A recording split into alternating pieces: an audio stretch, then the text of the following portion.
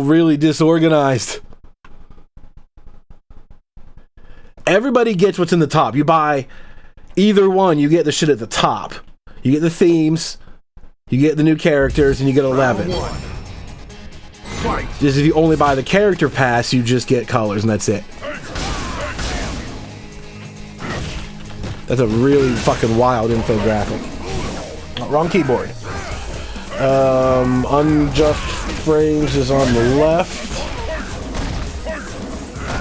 And CSmooth7771 is already in my list. Click. Reset. There we go.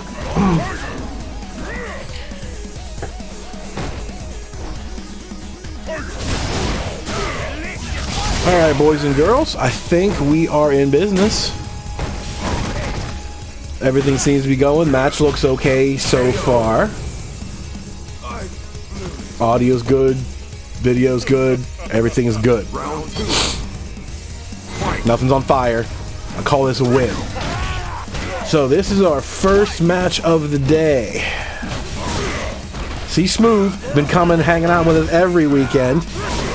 That Sagat's starting to look pretty clean these days. What was he doing? Fuck, I forget who he did last week. Didn't play like Sagat at all. Maybe the week before. I was like, why are they playing Sagat? Fuck it, I don't remember what it was, but we're back in that Sagat train right now, and everything's looking lovely so far. And then we got UnjustFrames, a newcomer to the circuit. Yeah, Honda, that's right. It was Honda, the thinking man's character. Now we're off of that bullshit, and we're going back to what brought us here. Oh no! Blocks the bullhorn, bang, bang, bang. Punishes for the first game. Sagat wins.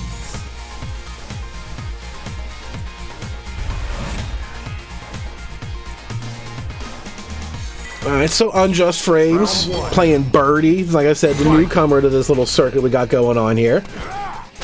That's kind of the cool thing too, is the more like the handful of people get involved, everybody starts writing on their calendar. Like, oh shit, matches on Saturday, I'm gonna look forward to that. Like, oh man, I can't wait till next week. You know, and every time I retweet it in a different group or whatever, people take notice of it. Like, oh cool, Street Fighter matches, blah blah blah. And the more, you know, the more people it reaches, the more we get someone pop in and like, hey man, I'll play. That's what it's really all about. Especially when it comes to the not top games around here, if you know what I mean. Like Tekken 7, whew, what a good chain. Tekken 7 has been king shit for 3 years now. It's been the biggest game, pretty much nationwide, but especially around here. Street Fighter 5 was a bit of a drop-off. Heading into the pandemic this time last year, Street Fighter 5 was kind of riding low a little bit, but to be fair, that was the middle of like this weird season 4 we don't know what's happening bullshit. But since then, since we've spent the entire year at our houses playing online, Street Fighter 5 was not cutting it for a lot of people, and so we see Third Strike on the rise around here. A lot of the Street Fighter 5 players spend their days on Third Strike, which is understandable. It's a fucking brilliant game, and Fightcade 2 runs way better than Street Fighter 5's native netcode, so I don't blame them one bit. So with that, a lot of the Street Fighter 5 players that we would count on for appearances aren't even here either. So there's just a couple of the diehard faithfuls left. So getting new faces in is awesome. Final round. Having people that we never met before, or people that come from other games and stuff. That's really cool, because that's what makes everything fun, right? Is having people hang out together to play these games.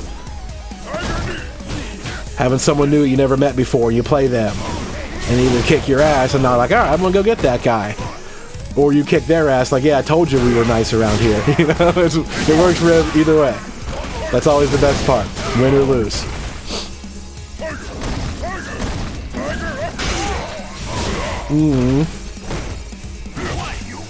So we're just getting started. We're at the end of game number 2.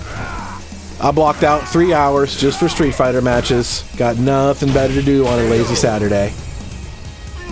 And we'll switch to Tekken whenever those boys roll out soon enough. So at the end of that second match, UnjustFrames gets one on the board. No longer a big donut on the scoreboard, just a donut in his belly. 1-1. Right back into rematch. No wasting time. Love this game. So much better than Tekken. Took Tekken 3 years to just add a skip by turn button, for God's sakes.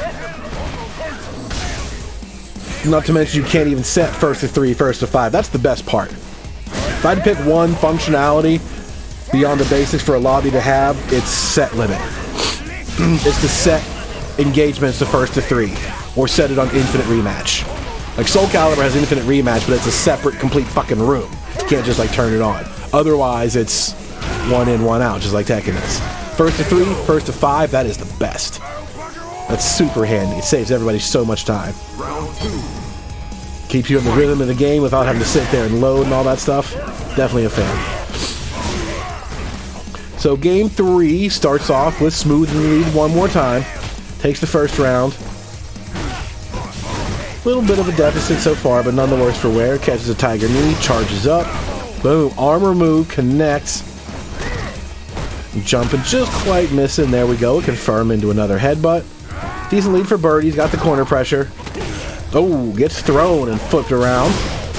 Nope, we get out of there. We've got armor, we've got meter, we're going to use it.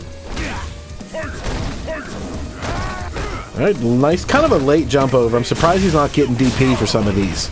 These look to be a tad bit on the late side. Maybe it's just confidence in being able to do it online. Gotta get your sea legs underneath you first sometimes, you know? But with that, Unjust takes another round, gets his sea legs a little bit sooner. He's able to stabilize. Make the comeback. Don't get too steamrolled. Always got an answer for everything you do. Jesus, meters flying everywhere. Oh my God, look at that anti-air. 5 seasons of that. It's never changed. See all that right there? That might have been a DP. That was just a range where he should have had plenty of time to react to. He might have just gotten a bad input or an eaten input there. Trying to anti-air with his Dragon Punch. Just that moment. And maybe that's why he's not doing it. Doesn't feel smooth just yet. But pretty tight spot here for Sagat. He's in the corner. One solid hit going to do it. We've got plenty of tiger shots. Keep him at bay. Uh-oh. Oh no, he jumped and it caught him. It looked like he tried to jump over that on reaction, but it caught him on the ground. That was like Mortal Kombat 11 jumping over projectiles. You can't. It'll just go up and hit you. You'd think you could jump over a straight line. Not in that game. And certainly not in that case. So an MK11 projectile seals the deal. UnjustFrames now with 2 in a row. Takes a bit of a lead, 2-1. But these have been pretty close sets. Neither one of them landing huge, giant combos. Neither one of them establishing dominance. Been a lot of back and forth. Little toe tapping. Little jump ins. Little mini combos. Damn, that kind of hurt. That was one of the biggest damage outputs so far.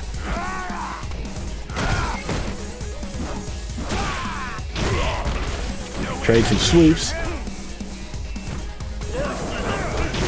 Ooh, got a little greedy there with that one.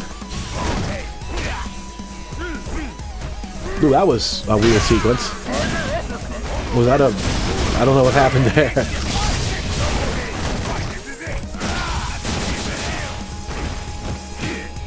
Alright, Birdie's eating the jalapeno. He's on fire. Oh, no comeback for him though. Just popped out of the air. Round 2. Fight. Alright, Smooth. I think Smooth won the first round every time, if I'm not mistaken. He won the first round in all 3 games, and then Unjust won rounds 2 and 3 in the last 2 games since then. That's what I like to see, right? Like that's a match that's going to be close. And if nobody has won more than 2 rounds straight, is what that's saying. See, Smooth makes Unjust made the comeback and won 2 rounds in a row, but in the next game he drops around again. Smooth adjusts. Heaps on that damage. Here we go. Now looking for 2 rounds straight of his own. Got a decent enough lead, but no meter left. Alright, Birdie's getting spicy. Whew, nice jump in, but not close enough to confirm anything from it. Ooh, doing the dangerous dance. Here comes that soda can. No, I thought he was going to use it for a tick throw. He used a can to a jab, then to a tick throw, but it did not work. No one got fooled by that. Boom, CSmooth, just like that. 2 rounds in a row of his own, ties up the game count, 2 apiece.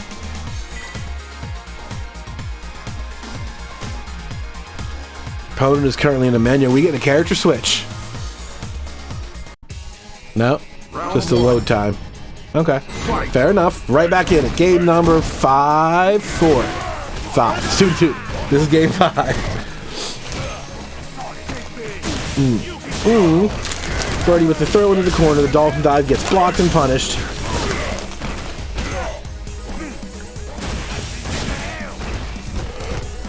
But pressure is still his own. Birdie's maintaining that corner position. Throwing out those one big limbs and confirming. Uh-oh, here it is. Bang, bang, bang, bang. There you go. CSmooth with 2 rounds in a row. Unjust takes the next one.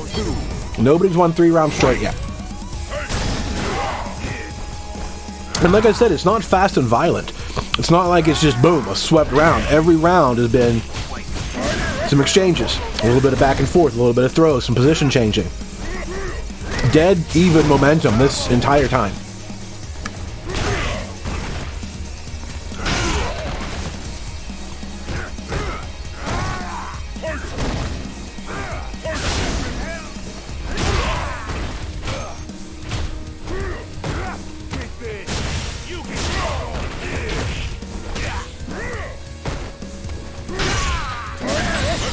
Oh dear.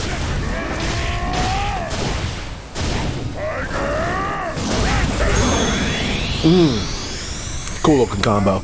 I love those, like when the freeze frame for the super floats him in the air at just the right moment. That's really rewarding. Like a lot of times you don't know what's happening when it's like, you know, normal canceled into special, canceled into super. It's kind of just like boom, boom, boom. Doesn't look like much. Ones like that looked cool. That looked like a perfect time freeze. You're in the air, like pop your ass. That's a very cool effect when it works well. Alright, Birdie's got one of those too. What do you call them? Critical arts. Not afraid to use it, so I'm going to earn more of it playing the round. Alright, Dolphin dives him into the corner. Jump in a little bit too late. Big whiff on the throw. How about Guilty Gear adding throw whiff animations, huh? You guys seen that recently? It's not... I don't think it's just forward heavy punch anymore like Street Fighter 2, but if you do it, you do have a throw whiff animation. Because previously it would just come out as a fierce punch or whatever. Normal, regular throws in Guilty Gear, there is no whiff animation. It would option select into punch. Now there's throw whiffs. That's kind of crazy. Those are huge opportunities for punishment in a 2D game. Where throws are powerful, like they are in this game. Like throw looping people has been the name of the game in Street Fighter 5 for years now, right? Throw looping works really well, especially if you have like the kind of pressure that can dash up, 3-frame jab and all that stuff to challenge options. Throw looping is really strong. But if you have command throws, if you're a character that relies on that, like that's just what am I supposed to do there? But command throws are slower and they can whiff. So seeing that, like making that shimmy, that one backdash or whatever it is, to see that big whiff throw like that right there, those are huge opportunities. Just could not get a clean punish out of it. It almost looked again like he screwed up the input. He got his crouching medium punch but didn't get the DP that he wanted. Whether online 8 is input or what. That is unfortunate because that was exactly what I was getting at. Those punish opportunities are really, really good in a game where throws are such a good option. And now that's added to Guilty Gear.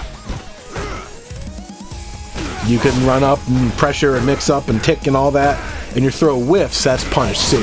Not very often you get like clean whiff stuff like that in Guilty Gear. So that's a very interesting balance change. And it's one that I think Street Fighter 5, to be honest, has kind of held pretty well through most of these years. Nothing ever really changed in the system that made the wake-up game variably different than it ever was, right? There's always meaty, there's always DP, there's always throw. It's still a pretty solid balance of situations. You tweak some timing here and there, but having your throws and your command throws are always dangerous, but I think that stayed pretty down to earth for the most part. The real danger is the characters also have normals that are plus. That's what was scary about Season 1 Mika and stuff like that. Those plus normals into command throws, yikes. You really have to make a hard read there. But when you do, that big whiff animation, that's a big green light for you, and you need to take them. Birdie wins. Now we're seeing a little bit of a shift for Unjust. Got a little bit more on his side. I wouldn't say he's starting to run away with it, but he's definitely getting the edge of a lot of outcomes. He's not missed too many of those throws, and the ones that he did, Smooth just couldn't punish. I kind of feel like it's either just one of those days on the sticks, you know, or it's an online thing. Like right there, that was another big opportunity. He got enough from it, but a lot of them he couldn't. So you got to kick yourself for that, you know. You hate that you didn't get it, but I don't blame him. Shit happens sometimes, you know.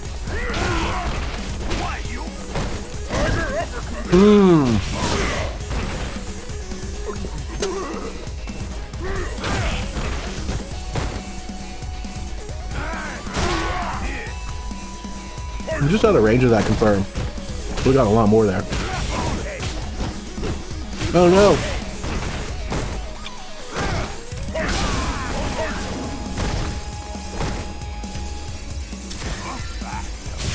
Too far away to get anything there. Oh, could not get the cancel and the dash in. No, this is trouble. No, it doesn't punish. Wow. Kind of felt like that certainly should have. Alright, pretty close. That went all the way through. Damn. Well, that is now 4 rounds in a row. Momentum is definitely an Unjust favor, but not by a lot. It's just a slight shift. He's not blowing him out of the water just yet, but he's definitely on top of the game. He's taking control. He's playing it the way he wants it to be played. He's got the corner pressure. He's got the range game. He's negated Sagat's fireball game, which, you know, relegates him to playing up close, where Birdie's limbs and Birdie's command throws should crush him. So that's what you want to do, right? You want to take away your opponent's best feature, put him on your terms. Oh no.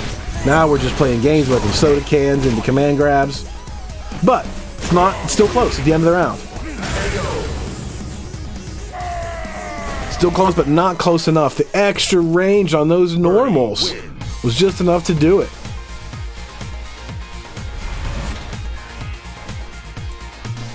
All right, so Unjust wins your first set of the